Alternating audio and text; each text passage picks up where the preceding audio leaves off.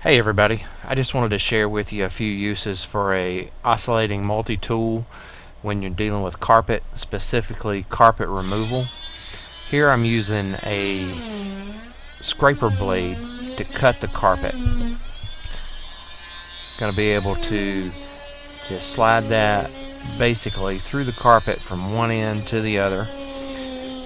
Here in this video I am having to stop every couple of feet and move the tripod that is holding my camera, but you can run from one end of the room to the other relatively quick, doing probably 15 feet across a room in about 20 seconds. It will move. Alright, so here I'm coming to the end of the room. I hit the tack strip, cutting on top of the tack strip. This is the slice that I've made down the carpet. I'm just going to remove about this 1 foot wide section here. Grab it with some pliers in the corner. As you can see, it's coming up easily, clean cut. This even cut through the pad that's underneath, so I'll be able to pull it out as well. Alright, second use when dealing with carpet is the staples that hold down the padding underneath the carpet. You can get in there and pull each one out with a pair of pliers, or you can pull this padding up, get it out of your way, and then use a bimetal plunge blade or any metal cutting blade, and basically when you turn it on and start hitting these staples, if it doesn't cut them off, it'll just make them pop out of the flooring. So they're easy to get up with the broom or the vacuum cleaner, and makes life real quick for getting those staples out.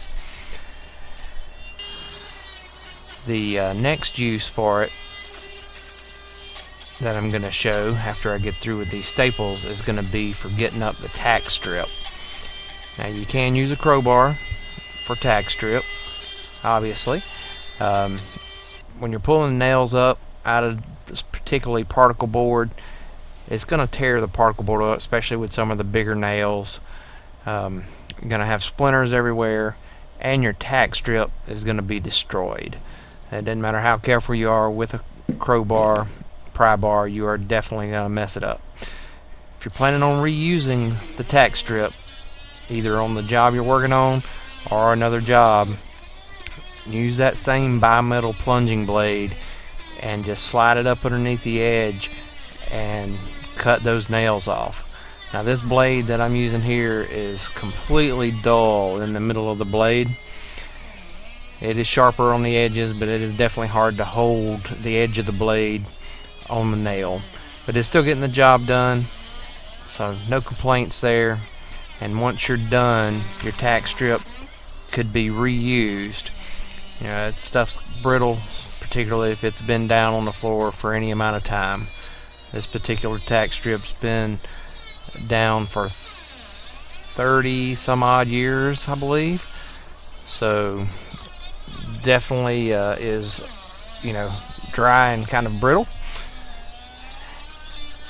But I could still reuse it if I wanted to. So that's one big nail. That's one of the ones that tears the hole in the floor when you pry it out there. That was put in as an anchor, I guess. And finally, the tack strip is removed. Basically, no damage to it and no damage to the floor. A little bit of sawdust, but that's easy cleanup. I do appreciate you watching this video. I hope you found it helpful. There are lots of uses for multi-tools. Please click that subscribe button. Have a great day.